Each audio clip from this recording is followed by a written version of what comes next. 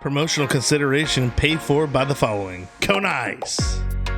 Kona Ice is a shaved ice truck that brings a one-of-a-kind tropical experience to you. Guests can flavor their own Kona Ice on our signature flavor wave, dance to our island music tunes, and enjoy a nutritious and delicious treat. Contact Jeremy and Marissa at 352-403-0515. Don't forget to follow them on Facebook, Instagram, and TikTok. Pat's Taps at Catfish Johnny's. Pat's Taps is Lake Penosofsky's newest tap room, offering 14 rotating craft beers on tap. We also offer bottled domestic beers, seltzers, ciders, and wine, as well as a variety of appetizers and pub. Our family-friendly tap room is a great place to come hang out and enjoy some one-of-a-kind craft beer. You can find us on Facebook, Instagram, or the Untapped app. Is the exterior of your home or business covered in dirt, mildew, or mold? Driveway or walkway stained? Pressure King can make your siding, deck, vents, and concrete look new again with no damage. Pressure King has cleaned the exterior of houses and businesses all over Sumter County area. Usually it takes less than a day and costs less than you would expect. Call AJ at 352-457-7209.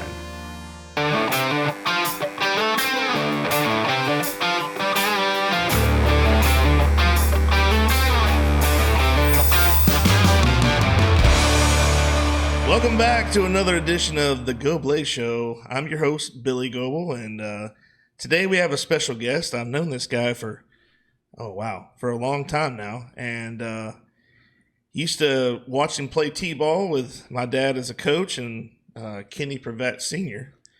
Back in the old Pepsi days, back in Center Hill, and comes from a great family, brothers and sisters, mom, dad, they're all great. We just want to welcome Mr. Logan Brown. Logan Brown, how you doing, sir? Great, Billy. How's it going, man? Thank you for having me. Doing great, man. I just I wanted to get you on here. I've had all these guys on here and ladies, and just to kind of give people a feel of what we're all about, South Sumter High, the alumni, what to expect, what's happened down the road, and you've grown up in this area, but you didn't graduate from South Sumter High. So it's refreshing to have someone outside of the box per se, and to get their ideas of what they felt like, what the program itself, how they felt, and but before we get on to do all that, we're gonna just get a little taste of what your life has been like so far, and how it's progressed and what you're doing now. So we could go back, and we always go back. And let's see. So I mentioned the Pepsi days in Center Hill back in T-ball days. So yep. So give me an idea of what you remember of those days. So it's funny because I'm not a South Sumter alumni, but I always say I am Sumter County through and through. And my parents, my dad's from Groveland. I think my mom actually graduated from Groveland High School as well. But my grandmother, she worked at Bushnell Elementary forever, and they were raised out by the prison. And my grandfather was a corrections officer at the prison. Gotcha. And so I've always had ties to both sides. And then my parents divorced when I was 4 years old. Okay. And so my dad was in Groveland. My mom was living in Center Hill. My mom ended up remarrying. And so my first year at T-ball, I was in Groveland playing up on the hill by the water tower. And actually, that was my first 2 years. And then my last year of T-ball, we moved and I started playing my ball in Sumter County, and so we played in Center Hill by the water tower. And I was one of the Webster boys. I've been watching the podcast, man, and I was one of those guys. And first year of T-ball, my mom goes over to practice, and your dad and Kenny Pravat are coaching, and she said, "We'll move him over here to play, but he's got to make All-Stars." You already had that negotiation in your family there. She was ready to negotiate. So they looked at her like she was crazy. And a couple months back, Kenny Pravat came to my T-ball game when I'm coaching my kids now, and we talked about that story. And he said, "Man, after we saw you throw the first ball, you were going to be on the All-Star team." Well, no doubt. I remember you being a first baseman, and I was like, "Man, he can throw. Why is he on first?" But you can also catch, and in T-ball that's critical. Yeah. If you can get it from third base over to first base, you're doing all right. And then you get somebody to catch and not one hop it over someone or throw it over their head, or you're sitting pretty. Absolutely. And so we have playing T-ball there in Center Hill my last year of T-ball, and then moved up to 8-year-olds. The whole time I'm playing ball in Center Hill, I'm one of those kids that was going to school at Bushnell Elementary. So all of the people that I was going to school with and some of my best friends were playing ball for Bushnell.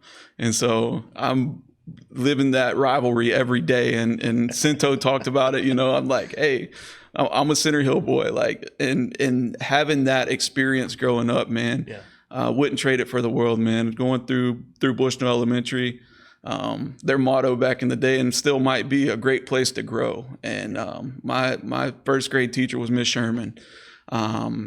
Kindergarten, I had Miss King, and just people that genuinely care about you as a person and help mold and develop you. And I always say, man, my teachers when I was younger gave me a lot more appreciation for things as I got older. And went through Bushnell Elementary, played all of my youth sports, like I said, in Webster, Center Hill. Went on to South Sumter Middle School, actually. And I was in middle school, I hit my chunky stage. And so I always loved sports, man. We all do. Some of us never grow out of it. I heard that, man. So going through middle school, man, I was always a great student. Probably a better student than I was an athlete at that time. Right. Just literally you name it, and I was active and involved in it, man. Spelling bee champion, state science fair champion, math field day, you name it, I did it. I mean, I never made a B. I was straight A's. And but I loved the sports side of it. And Coach Kinley had an assistant at the time, Big Daddy. I remember him. Big Daddy Roger Ricard, he used to always tell me, he said, "You're going to be one of those analyst guys that are getting all the stats for the people on TV for sporting events." Thanks, Big Daddy. Appreciate it. So, two things I wanted to mention is, one, shout out to Miss Sherman. She's amazing. I see on not Facebook, she's got Instagram, but every time, like end of the year, there's the graduates, no matter, whatever.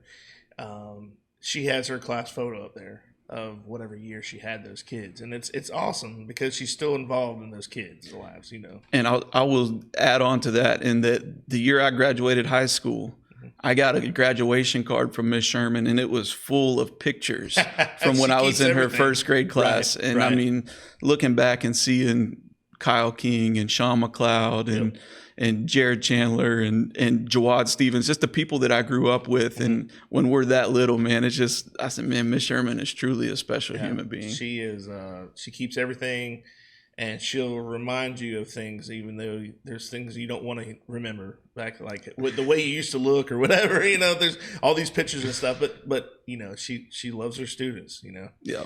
The other thing I was going to say is, you're talking about field day.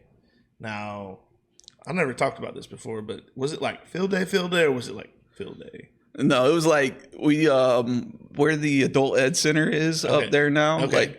Like for math field day, we would literally go up there in teams, and there would be 4 students from each grade level, and we would go up there and compete against the different schools from the area. Right. And I always had a sense of pride about me. I wanted to put on for South Sumter because, South Sumter, in my mind, I'm thinking like, Wildwood, South Sumter, we don't like these people. And of course, that's before the villages. And so it meant a lot to me to be able to win at these events. Yeah. And one thing that one of the most common questions that get asked of my athletes as they go through their pre-draft process is, do you love to win or do you hate to lose? And I always tell them that's a simple answer. You gotta hate to lose. Yeah. And it's just something about the competitive. It doesn't matter what we're doing, Right. I want to be the best It's at a it. drive. Yep. Well, when I mention field day, I'm talking about like the real, like nothing against math field day. Don't get me wrong. Don't get me wrong. Scholastically, that's great. I'm talking about like when we like at Webster. There's gonna be a lot of people going down memory lane right now. Webster Elementary School, Coach Joe Delatorre.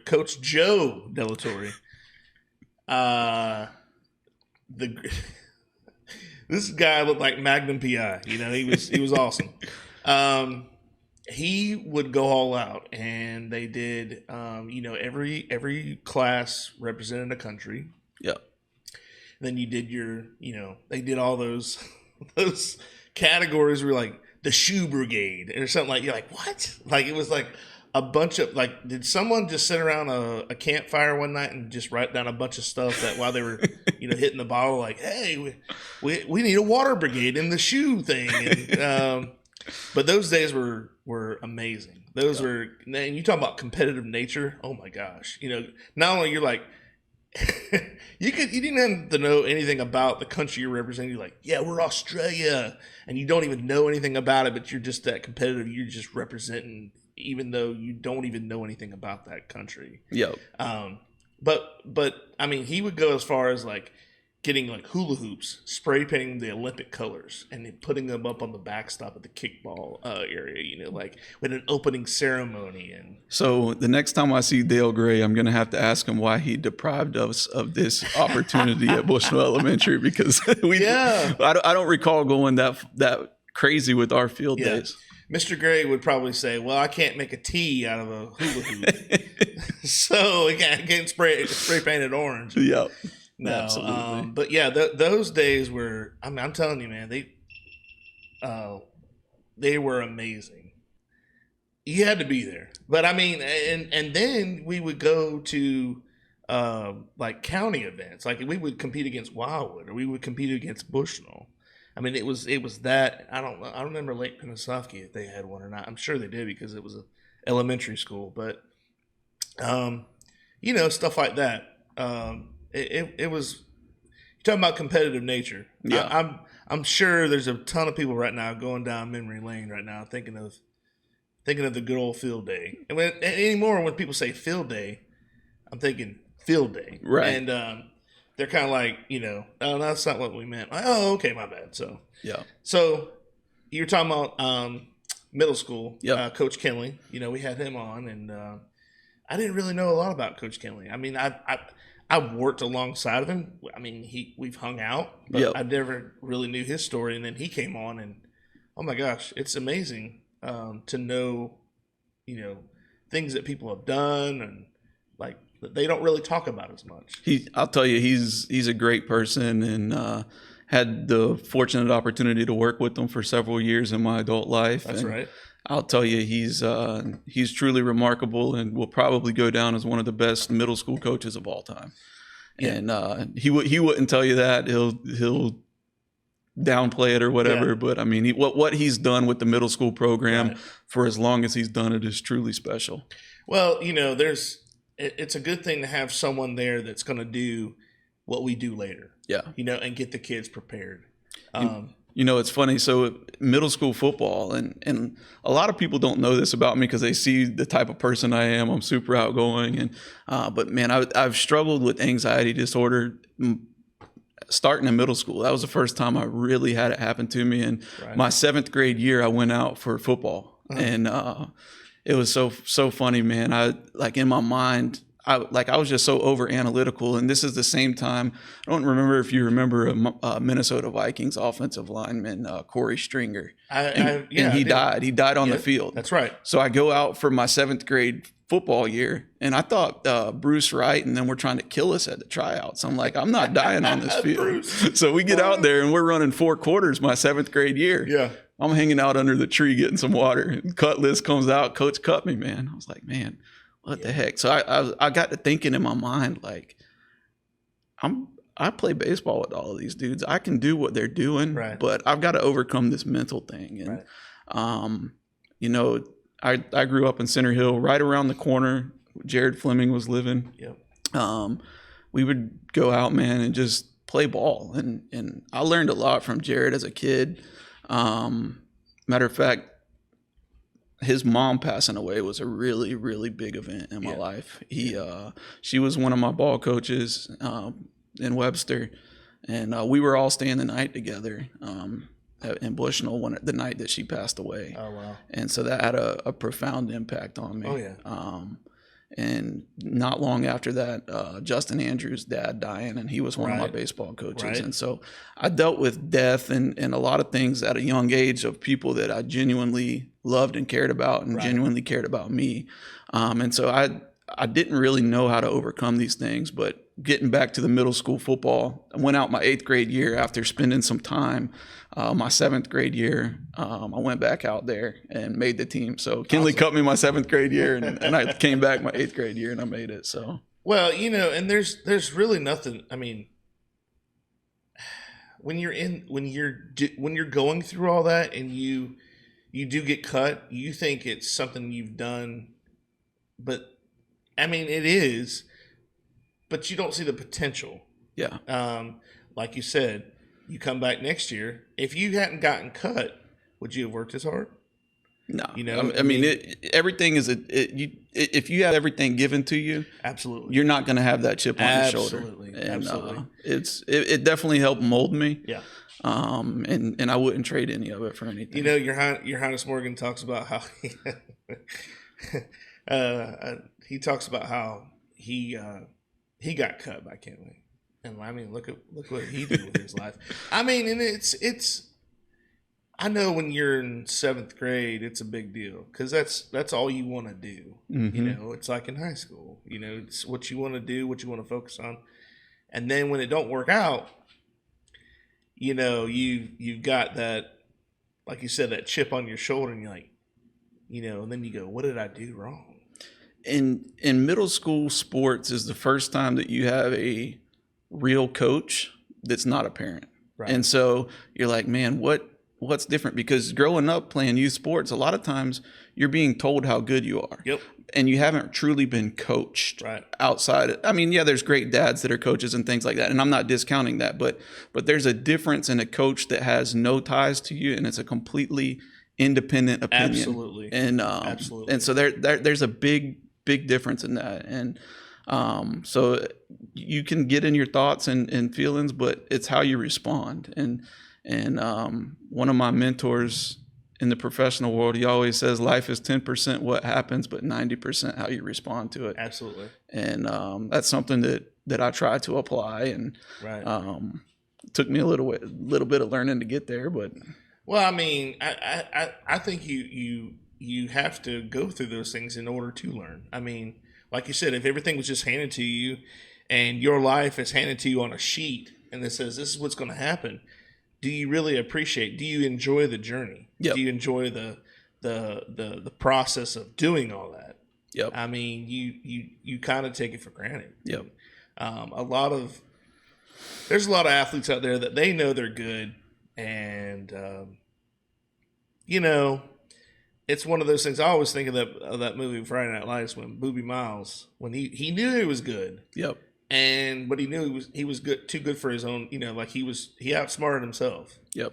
And got himself hurt. I know that's. And I think that really did happen, but it's a movie. I know that, but I know that's happened before. It's had to have something, not even just in sports, but something else, going on where people think, I don't need to do that because I know what I'm doing. Yep. Kind of like how have you ever heard the Blue Angels? Oh yeah, I've seen them. They flew over. I was a director of a hospital for 4 years, and when I was in Nashville, and I mean, they're like this far away from right. Yeah, I'm like, man, these people are special. Right. Well, they're not allowed to fly over 5 years because they get complacent, and they go, "Oh, I know what I'm doing," and that opens up the doorway for error. Yeah. And that's when things happen, and they go ahead and they say, we're going to go ahead and cut that out. Yep. So there aren't any glitches or any errors. Yep. So you have 5 years to do it. And then you can figure out what you want to do after that. But you can't fly after 5 years, which is understandable. After you say that, you understand the process. Yeah, it makes sense. Yeah. It does.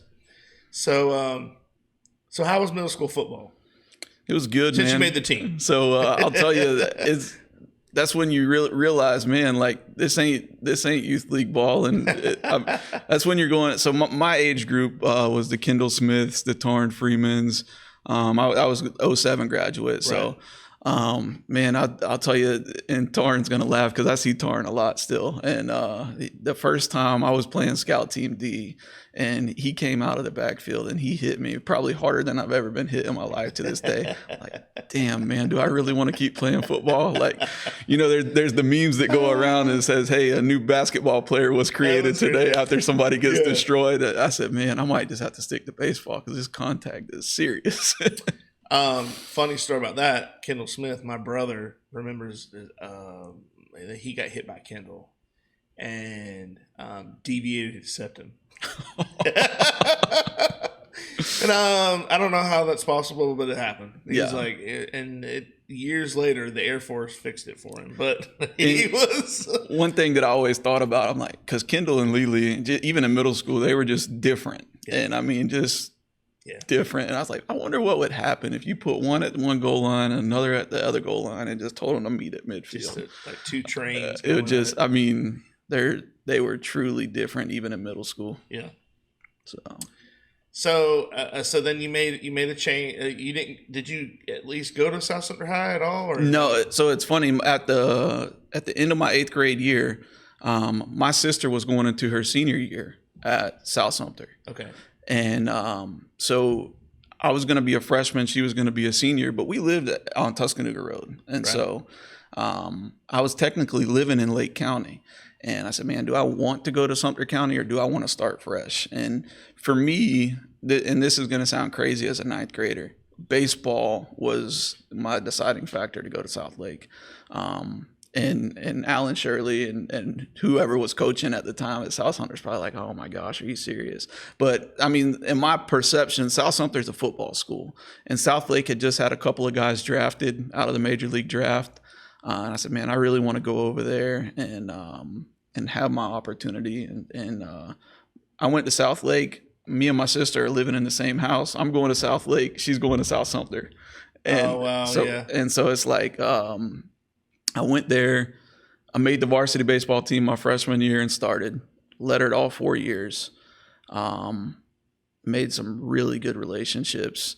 I'll tell you, actually my 9th grade year, this is a pretty cool story. So having played football at South Sumter, right. I go to my brother's middle school orientation and I'm wearing like a David Carr jersey and I'm walking. David Carr. And this ugly dude, he comes up to me, he said, hey man, you want to play quarterback on my football team? And I was like, it was Jeff Demps. And wow. So he's actually a year behind me in school. So he saw me wearing that. So I said, yeah, man, I'll come out. I'm not a football player or not a quarterback at all by any means. So I go out to Pop Warner practice. So it's 9th grade, but I'm playing Pop Warner. And I'll tell you, it's I think I threw maybe 3 passes and I wasn't the quarterback anymore. You're like, I just ate popcorn. What do you do? Yeah. So I mean, I did everything though. I played DN, center, corner, like that. They literally, I kicked off, like they let me do everything. And they're like, man, this guy is like good. I'm like, good. Like I didn't even play when I was at the middle school. I'm standing on the sideline. Like, but they literally just welcomed me. And honestly, that was the kickstart of mine and Demps's friendship. And it carried on to high school. I played my sophomore year. And then my junior year, I decided not to play football because I wanted to focus on, that's the most important time for a scholarship. Yeah. Your junior year and what you do. So I wanted to take in my college visits then and really focus on the baseball season. And then the end of my junior year, I played spring football. And then I played in my senior year as well. But so the only year I didn't really play football was my junior year, but that was to strictly focus on baseball. And I'll tell you, looking back, playing football made me a better baseball player. And growing up, I didn't have that mindset. Right. Because I'm a baseball guy. I'm a baseball. We can't live. No, it made me a better athlete. My footwork improved so much. Yeah. And it really paved the way to get me to college to play college ball. Did you pitch at all? Or? Oh yeah. So I my freshman and sophomore year, I played third and first, both on the corners. And I would pitch. probably the main thing that I did was a third baseman. That's what I was going to go to school for. Gotcha. Then my senior year, our shortstop had graduated, so they moved me to shortstop. Gotcha. And I would pick up here and there and pitch when I had to, but it was like one of those things where you don't take your main defender off the field if you don't have to. And we had some good arms, and I mean, I graduated with 12 guys, and 5 of us signed to play college ball, and it was a really good group, man. We lost out in the district semifinal game against Bishop Moore. Oh, they're good. They're always good. They had 3 draft picks that year, including a first rounder, and we lost 2-1. Oh, and, wow. I mean, it was a great group. I haven't played high school ball and college ball. I always tell people high school ball was so much more fun for me. Yeah. Like there's nothing like the people that you grow up with and your boys and taking it to somebody. Yeah. Oh yeah. Who were you, speaking of baseball, who was your favorite growing up? Did you have any favorites? Yeah. So, I'm a Braves guy, so a chipper, but probably my all-time favorite is Ken Griffey Jr., man. And, everybody loves Griffey. I mean, just in my age group, you can't look back and not appreciate him. And, I had the opportunity to meet him a couple years ago at the Shrine game, and that was a aha moment for me. Right. I was walking with Demps at Tropicana Field down on the field, and I'm mid-sentence with them. And I mean, I've seen some people, man. I've been to Brett Favre's house to go fishing, and I've met Tebow and Cam, and you name it, I've pretty much been around them at this point. But mid-sentence, man, I said, oh, my God, it's Ken Griffey. And I had to hit a U-turn. I'm like, hey, man, so good to meet you. And Dimps is laughing, man. He's like, Logan, you're crazy, man. So. Oh, yeah, Griffey, man. He was, gosh, you're talking about, there's a funny story with, when Griffey played with his dad. And I don't know who they were playing, but they hit a ball to the left. Senior was playing left, and Junior was, of course, covering the gap with center field, and the pop up. His dad's going, and Griffey just comes over and snatches it out of the ground. And he goes, all right, you know what? I'm taking the car keys. You're grounded now. You're grounded. The kid's 20-something years old. You're grounded. You're grounded now. So. What's really cool too, and another decision, like to go to South Lake. While I'm at South Lake one day, like these 2 older black guys come out there. I'm like, who is this? It was Ken Griffey Sr. and George Foster. And for whatever reason, they were at my baseball practice at South Lake. And I'm like, man, this is like surreal. Yeah. And it's not to say that couldn't happen at Sumter County, like at South Sumter. But there was just, at that time, there was so many people that had just recently came out of there. I know David Taylor, John Karanka. Karanka actually made it to the bigs. And then my senior year, his dad was one of our assistant coaches and was a scout for the Cubs. Yeah. And so there was just a lot more opportunity. And I always mess with his dad to this day. And that's because I'm umpiring every chance I get. And I had a workout set up at Northwood University. It's an NAIA in South Florida. And this was like my sophomore, junior year. And his dad said, no, Logan, you don't need to go to that workout. You're getting drafted. Like, Mike, I'm not getting drafted, man. He's like, no, you need to be at practice. Don't go to that workout. And so every time I said, Coach, I could be at Northwood right now. Right. But he had always said these outlandish things. And I say outlandish. He literally believed in us. And he had this vision for us that we didn't see it at the time for ourselves. Right. And it just goes back to the impact that coaches and teachers have on you that you don't even realize their belief in you. If only you knew it then, Yeah.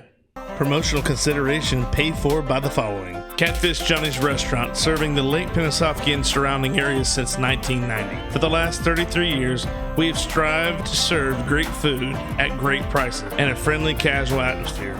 If seafood isn't your thing, our burgers or wings are the best around. We have daily specials too. Check us out on Facebook or Instagram for more information. Central Screen Services LLC, in collaboration with Mask & Sons Incorporated. All screen services are available. We offer a variety of colors, durability, and sizes for all your screening needs. Pool areas, patios, and more. Call 352-603-4099 today for your free estimate. proudly serving all of Citrus, Sumter, Hernando, Lake, and Pasco counties. To find out more, check them out on Facebook. Lions Only Landscape. Looking for landscaping or trimming done in your yard? They provide services such as landscaping, rocking, curbing, driveways, and more. Proudly serving the Villages area. Reach out to Mike Zapata or Fernando Arredondo for free quotes and more info.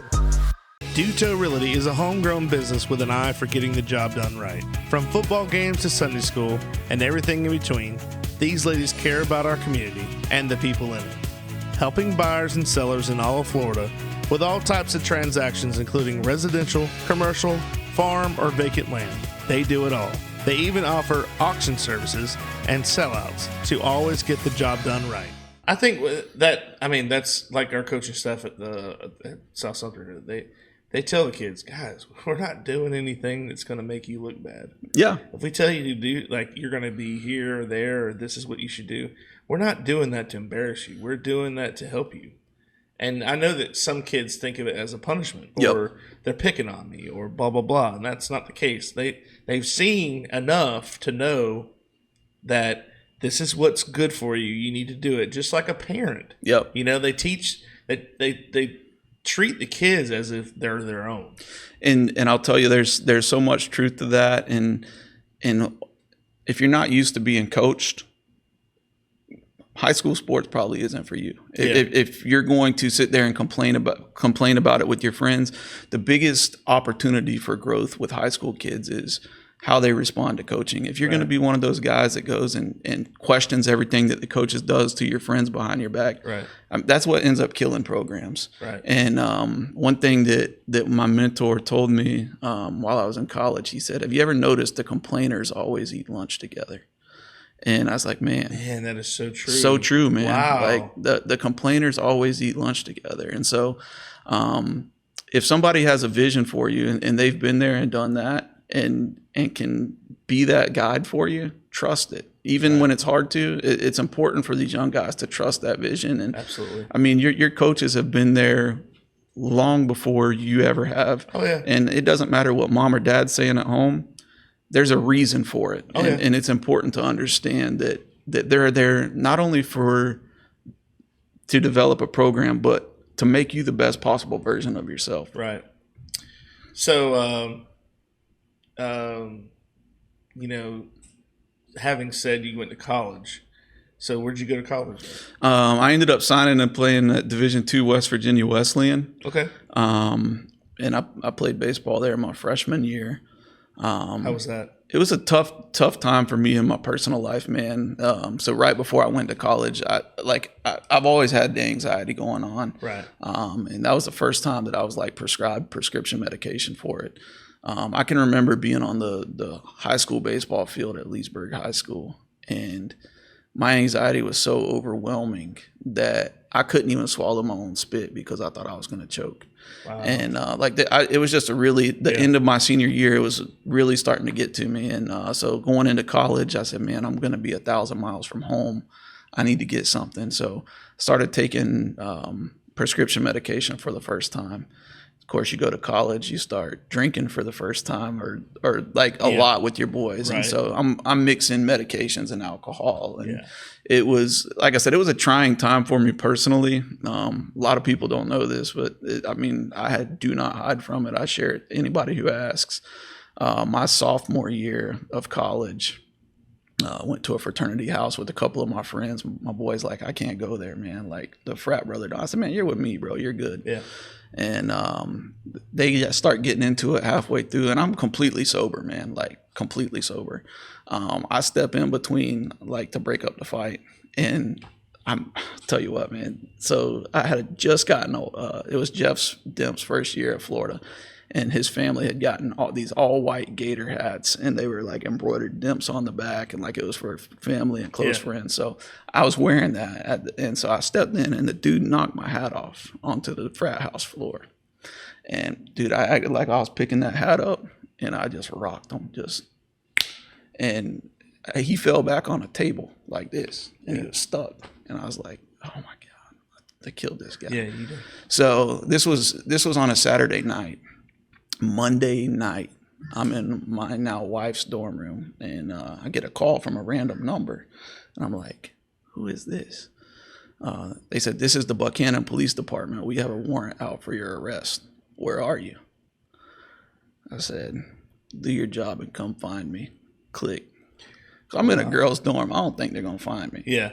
5 minutes later, dude, boom, they're there. They already knew. And so they say, put your hands on the wall. I got my hands on the wall. They say, you got anything in your pocket? They said, put your hands on the wall. They smashed me. They were ready for me. Wow. So, and that's what I'm saying. They knew. Yeah. They did know. And they were just wanting you to be like, all right, I'm over here. Yeah. But you're like, come get me covered. You said something. You did exactly what every one of us is always wanting to say at least once. Yep. Like, come and find me. Come and find me. So I got to go to jail that night, and I'll tell you, it's so funny, man, looking back, because I was like, man, I'm going to jail, like, and I was the good person in my family, like the great kid, and so I got 2 calls when I got to jail. And I said, I'm not calling my mom, and I'm not calling my dad, because they're going to say, leave his ass in there. Yeah. And you can keep him. So I called my girlfriend. I would have said the same thing. Yeah, keep him. He's done. So I called my girlfriend, who is now my wife, and she picks up the phone, and I said, it's Monday night, and I'm in West Virginia. The Dolphins were playing on Monday Night Football that night. Huge Dolphins fan. So she says, oh, hey, baby. And it's like she's freaking out. She's crying, upset. I said, my first question to her, honest to God, I said, did the Dolphins win? She was pissed. And I said, well, did you at least call my mom or dad? She was like, yeah, I called them. And she said, but I also called, and it's Columbus Day, and the magistrate's not in, so you've got to stay the night. And I was like, oh, shit. What have I done? I'm in jail and I've got to stay the night. And so literally stayed the night in jail. Crazy story with my cellmate that night. I won't dig too deep into that. But I knew that night I was never going back to jail if I got out. Right. And my cellmate, he told me the next morning when they came and got me, he said, hey, promise me 2 things when you leave here, Brown. 1, you'll pray for me. And 2, you'll never come back. And I said, you got it, man. And I've never even wanted, like, it's a different experience, right, man. Well, and it's not like you had that planned. Yeah. You know what I mean? It was just the heat of the moment. We've all been there. Yep. You just chose to do this, and it was just coincidentally, it was not the right thing to do. But judgment free. I mean, there's things I've done, man. I'm telling you, we're not proud of it. Yep. But you know what? It's a learning experience, and maybe that's something that needed to happen for you to learn down the road. I don't know, but you know what I mean. Like, but you're not. Yeah. That doesn't define you, is what I mean. Oh, 100%. And like I said, for me, I like talking about it when I talk to young people, because. Growing up around here, especially small town USA, man, it's nothing to fight somebody, especially if they disrespect you or something. But you've got a lot more to lose. Oh, man. Anything is so dangerous. It's so dangerous, man. And like I said, it was unfortunate for me because I was at a private liberal arts college, even though it was Division II. Like, I ended up getting dismissed from school in the middle of the semester, and had to come back home. Yeah. And like I said, Demps is a freshman at Florida at that time. I had to get me a job, so I'm washing dishes at Crispy's Fried Chicken in Groveland. And so I'm like, man, this is That's not my grandmother's the life favorite for me. place, man. Is it? Yeah, she's out there every time. Yeah, it's amazing, man. But I was just doing anything I could to make money, but I realized quick, man, I'm not going down this path in life. And so I would spend more nights in Gainesville with those guys than I would even in Groveland or hanging out. And I tell people there's a documentary coming out on Netflix next month called Swamp Kings. And said, shit, I might be on there. We'll see. I'm telling you, some of those guys to this day are my best friends, you know. I keep up with them. Jeff gives me a hard time and says, "Look, you keep up with the guys better than me." But I mean, there's that group of Gators from the 08, 010 time frame were incredible guys, and they get that program at that time gets a lot of bad rap, but man, there's truly some great people that have made a profound impact on me and would give their shirt off their back. Well, when you're talking about how you use that example to let others know, hey, look, this is what happened. Your testimony. Yep. And I mean, I did the same thing with when I went back to sub. I subbed for 4 years. Yep. And I always made sure that the kids knew, hey, how important this is. Because, I mean, I squeaked by high school. It was, you needed the 2.0 to get out, and 2.0009 something. I don't know. It was just enough to get by. And it's something I regret. And it's on a smaller scale of what you just talked about. But I make sure that kids know, look, don't do what I did. Yep. And so it's a good thing for you to point that out and how you humble yourself to let somebody know. Because I mean, in reality and truthfully, they don't need to know that about you. Yep. You could keep that hidden. Yep. But you choose to help someone else that may need that. They need to hear that. Yep. And so you talk about how that was like you changed and that was a defining moment for you to help other people. Right. And it took me coming back home for that to be me. And I said, this can't be the end of my school journey. So I ended up going to Kentucky. I went to a small school in Kentucky where my girlfriend at the time, she was living, and she's now my wife. Her family lived up there, and I was going to go to UK and just be a student. Yeah. And I mean, Danny Trevathan was up there. I knew local people. I got an internship with the Lexington Legends minor league baseball team for the Houston Astros organization. Cool. And I was going to go to UK. I got accepted to UK, everything. And then I also was coaching a travel baseball team and doing baseball lessons at the Lexington Baseball School. Right. And I heard about this new sports management degree program at Midway College at the time. It's now Midway University. Right. And I said, man, I want to check this out. Sports management, that's what I want to do. And I went to a class, and they let me just sit in as an observer one night. And it was an evening program. And I went through it, and I said, man, I want to do this. I don't want to go to UK. Yeah. I want a sports-related degree. And obviously there was other things involved, but I had already done most of my prereqs in college and all of that. And, man, the person that changed my professional life the most was my mentor in college, a guy by the name of Dick Robinson. And, man, my first night after I got signed up and I was in the degree program, think of a small classroom environment, 15 to 20 people. Right. And these people are the ones in my class. Chris Burke, who was a first-round pick for the Astros, and he's now the commentator for ESPN for college baseball in the World Series. Craig Yeast, former NFL receiver and legend at Kentucky and college football coach now. Paul Patterson was drafted by the Yankees. It's just a small, close-knit group of people that love sports. And so Dick, he came to me after the first class. I was sitting in the very back. And he put his arm around me, and he said, Logan, you're coasting through life right now. He said, I don't know anything about you. He said, but I can sense that you have the potential to be great. He said, but you're just getting everyone's leftovers. He said, I don't want to see you at the back of the class anymore. He said, you have a gift, and you don't know it yet, but you do. And you need to use it. And he was the one that took me under his wing, and it breaks me down thinking about it still.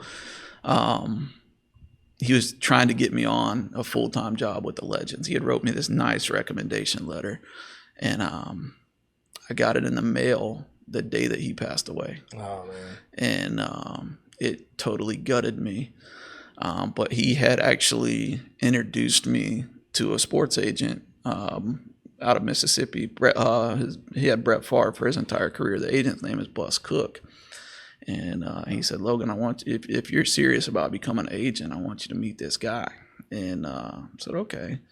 And so after Dick died, I was like, you know what? I'm just going to call Bus, and I'm just going to see if he can help me out. Right. And, of course, Danny was up at Kentucky that time. I said, man, I got Dempsey at Florida. I'm tight with all of these guys. Like, what do I got to do to become an agent? Mm-hmm. He flew me to Mississippi, and had actually went with Danny Trevathan too. Danny was interviewing like 3 different agents at the time. He said, Logan, can you kind of help me out on this process? And so Danny and I flew to Mississippi, and Bus, he was just laying out what an agent does for me. He said, if it's something you're serious about, you got to get your master's degree, and I'll help you and guide you along the way. And he's been a phenomenal resource for me as well. But that definitely Dick Robinson, man, just changed my life forever. What part of Mississippi did you go to? Hattiesburg. Man, I love Hattiesburg, bro. Yeah, there's a place there that I guess everybody eats at. It's called Letha's. Miss Louisa's. Yep. Yeah. And dude, I was this is no lie. I was telling Nicole this. Okay, so I went. A friend of mine from Disney. That's where she went. She went to Southern Miss. She was kind of going there. Yep. And she had moved back. And I was like, you know what? I'm gonna go visit. Yep. So I went. I've never been there before. Went there and visited. And beautiful, man. Southern Miss is beautiful. And I was waiting for her to get off work or something, or out of class. And I was at the Turtle Creek Mall. Mm-hmm. And I was sitting there randomly, and all of a sudden I was Facebooking or something, and Ryan Shirley randomly, he goes, dude, this is so random, but you're in Hattiesburg, you got to go to Miss Louisa was it, or Louisa, however you say it. So I'm like, oh, okay, but the more places the better, you know. We get there. It's that old packing shed. Oh, yeah. Yeah. It's an old packing shed. You can see through the floors. Yeah. I'm like, man, I drove to Hattiesburg to go in the packing shed we had in Webster, you know. So I look over, and there's a lady making potato salad with her hands. Bro, I was like, and nothing against the woman, but I'm like, hey, it's a good thing I like potato salad. I was a little grossed out by it. I'm like, oh my gosh, like, I mean, she was getting in it, like, but they say and it was great food, but so random. Now I've been there. Yeah. It's so cool. But when you said you were talking about Brett Favre, I was like, dude, he's got to be talking about Hattiesburg. Yeah. So it's funny. We're sitting at Bus's office. He said, I'm going out to see Brett. Y'all want to go? And of course, Danny, he's like, man, forget Brett Favre. Oh, dude, no way. Playing it down, right? Oh, okay. I was gonna say, was he a Niners fan? So we're he's just saying that to me, not the Bus. He's just like, man, forget. I was about to say. So we get out there, we pull up, and we're at the gate and go in, and then Brett Favre is exactly like you would think he is. He pulled up on his John Deere Gator, and he's got his jeans. And I'll tell you, he says, "Hi, I'm Brett," and he sticks his hand out. I'm like, hi, Brett. And then Danny looks at me. I swear to you, he goes, oh, my God, it's Brett Favre. And so that was a really cool experience. And you know, he's also like a big okay, so I've already told this story, but you know, when Deion Sanders' son was trying to get his recruits in, you know, his trips, Deion flew him to Southern Miss, and he met up with Brett Favre. Yep. And Brett says, man, it don't matter where you go. Don't matter where you're from. Yep. They're going to find you. Yep. And he said, you can be from Slippery Rock University. Yep. And they're going to find you. And if anyone knows, he would know that. Because, I mean, Southern Miss back in the day was nobody. Oh, no. They had Ray Guy, and that was it. That was the only guy that they had that was even, that became a professional athlete. And on the football side that I knew of, and there's so much truth to that too. No matter where you go, absolutely. And I didn't know that as a kid, and so that's why I went to South Lake instead of South Sumter. But back back then, I'll say even us. I mean, you're not far back from me. When we were coming out of high school, you didn't have the opportunities like you have now. You didn't have Twitter. You didn't have Instagram, Facebook Reels, TikTok. You didn't have all that stuff. Like Matt Ellis was talking about, you had a tape. Yeah. You had a VHS tape or a DVD for your area. Yep. You had a DVD, and you sent it off to a college, and you were hoping that they would actually put it in and watch it. Yep. Now you can post it, and they're going to see it regardless if they want to see it or not, because they're going to turn it on and it's going to come up. And you can tag the coach in it. Absolutely. And they can literally, you have access to coaches at any given second if you use the platform the right way. Absolutely. And the biggest opportunity for young people, I think, is they don't use social media the way that it could be used. Yeah. And I learned that. I learned that the hard way. I'll tell you, back in the day, I used to be really outspoken on Facebook. And one of the first jobs I interviewed for was with the Atlanta Hawks. And I went for this interview, and I said, yes, sir. Yes, sir. And he said, sir, young man, we don't say sir in the professional world. You want to shake someone's hand and command their respect right away. You don't say sir, because then they have an opinion that you're looking up to them.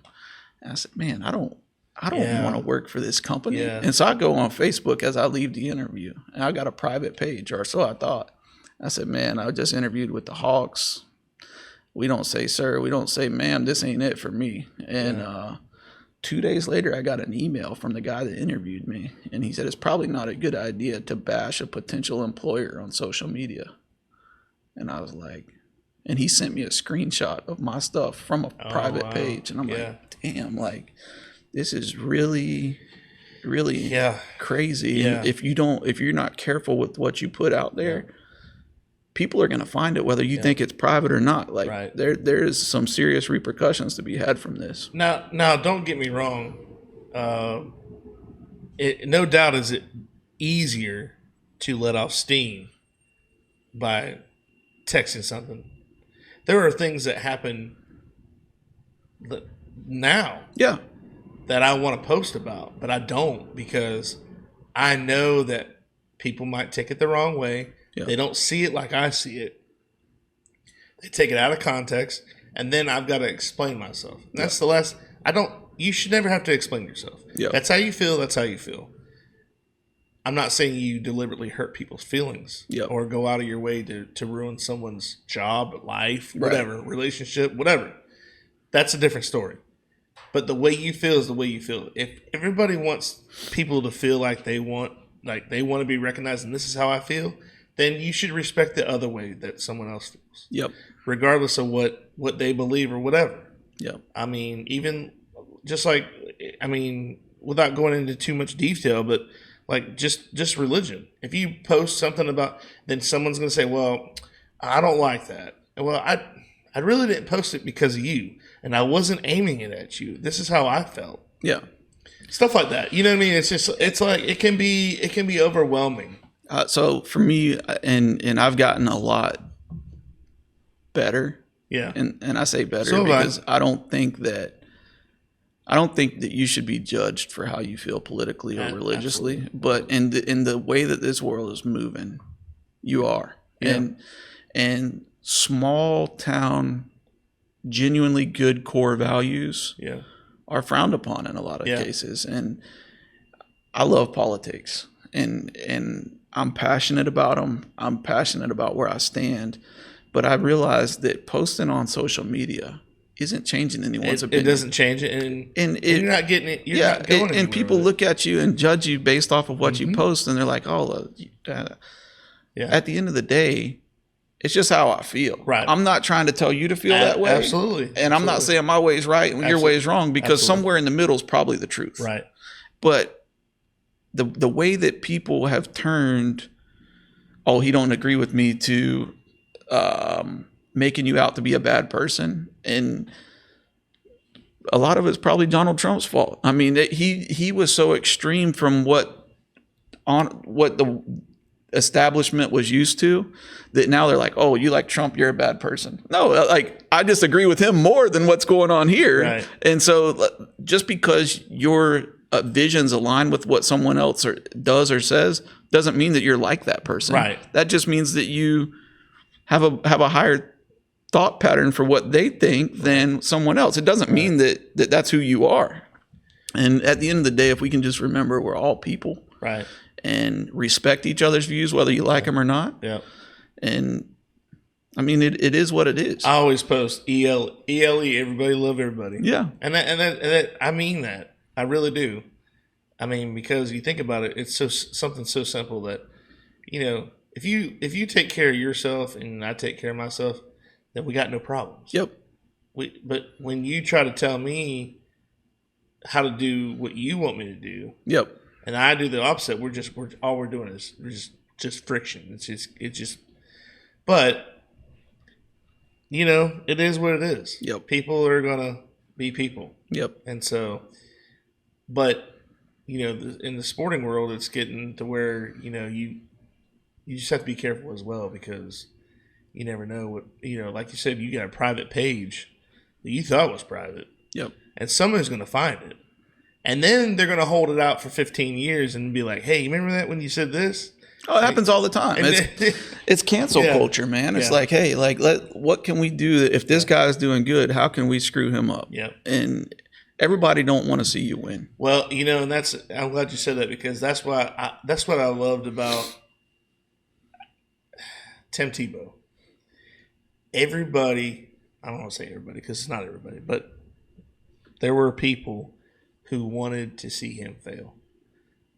And not one time did I ever feel like Tim Tebow was better than anybody else. He never came across that way. Yep. He never made me feel like, well, I'm the greatest ever.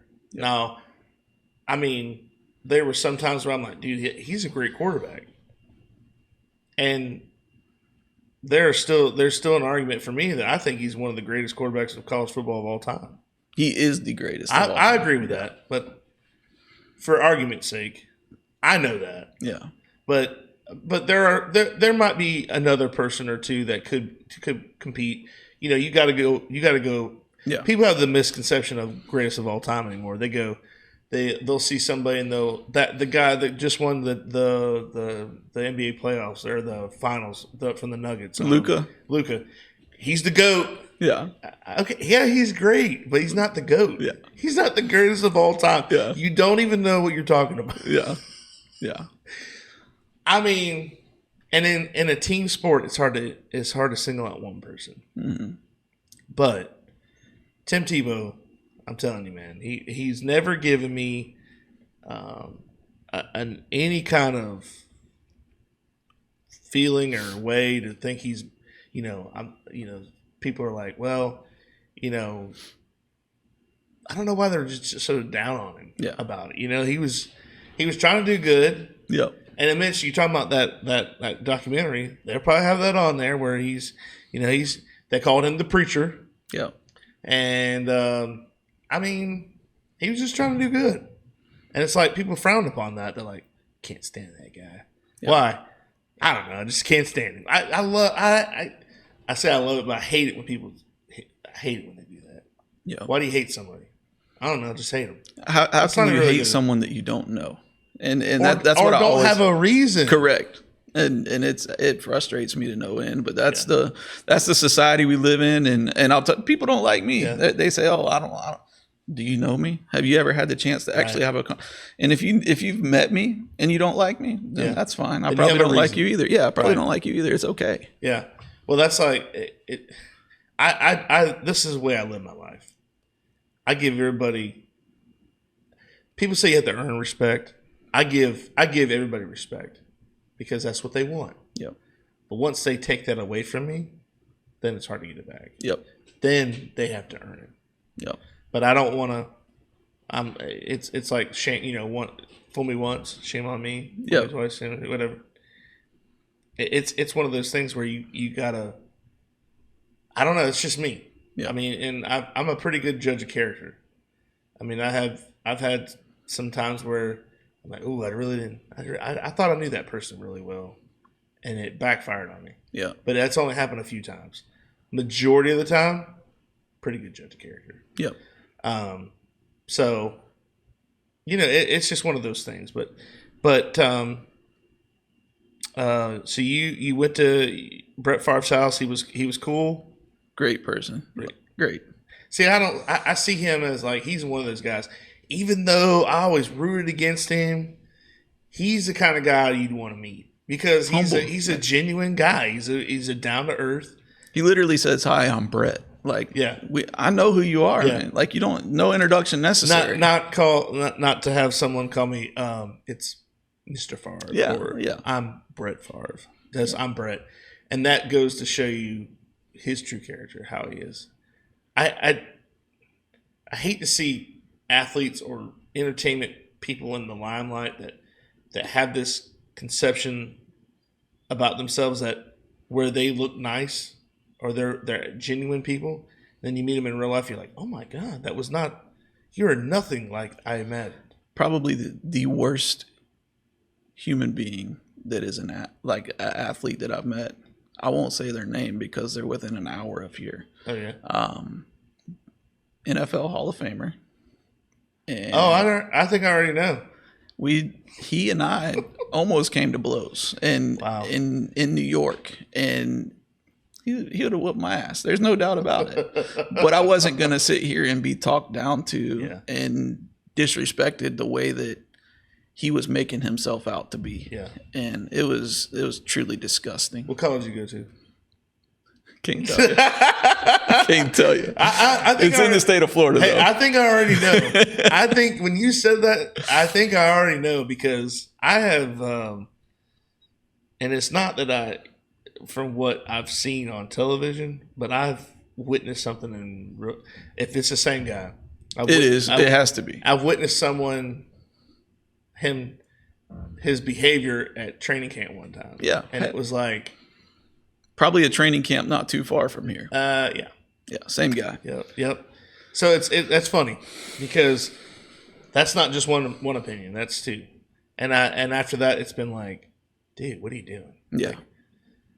It's funny. There was a guy that witnessed the whole thing, and he said, he's mad because you didn't recognize who he was at first. Dude, I don't care who you are. Yeah. Like, hi, I'm Logan. I don't care. Yeah. You got a Hall of Fame ring. Cool. Yeah. But don't talk down to me and don't put words in my mouth, dude. Yeah. And he did not like that. No. I was trying to think. I don't think I can't really. Well, we discussed this earlier before the show. I've been to camp and Atlanta Falcons camp, and then I got a couple guys that are not on my favorite list. But who am I? You know what I mean? I'm nobody. Apparently, I mean, they didn't give anybody any time of day. Yeah. Now there were times where I did see them go and they talk to some kids and stuff. Whatever to keep up with the Joneses. You know what I'm saying? Yeah. But other than that, I was like, wow. That's amazing. And then they're the ones getting hyped up when you go to the stadium. You're like, really? Yeah. It's crazy. I care more about who somebody is as a person. Any baseball players that you like being around? Let's just keep it positive because I'll tell you. So the negatives don't outweigh the positives. Yeah, 100%. I'll tell you, one of the coolest people that I had the opportunity to befriend when I was working in minor league baseball. So the minor league, the year that I interned with the Legends, our minor league team had 3 first-rounders on it. We had Mike Fultonevich, the pitcher that went on to the Braves, Delano DeShields Jr., Delano DeShields, yeah, Giovanni Meyer. The year before that, 2 years before that, Jose Altuve was there. But the year I was there, Kike Hernandez from the Red Sox was there, and Kike was like 19 at the time. Yeah, and just a truly cool person, man. Yeah. Like just such a great personality. And he gave me a bat one day as I was like walking through the stadium, and he had broken it, I guess, during BP. He said, "Hey, load," and he gave it to me, and it had someone else's name on it. He said, "It's a big league name though," so he gave it to me, and I said, "Man, I don't want a bat with somebody else's name on it. You keep it." I said, "I want your bat." And he laughed about that. Well, 2 days later, man, he gave me a bat with his name on it, signed it to Logan, and now that's cool. He's just a fun loving guy, man. Yeah. Like just he is a great guy. I've been around so many different people, man, and for the most part, there's way more good apples than bad apples. Oh, no doubt. No doubt. Thanks for watching part 1 of this 2-part segment. Stay tuned for part 2.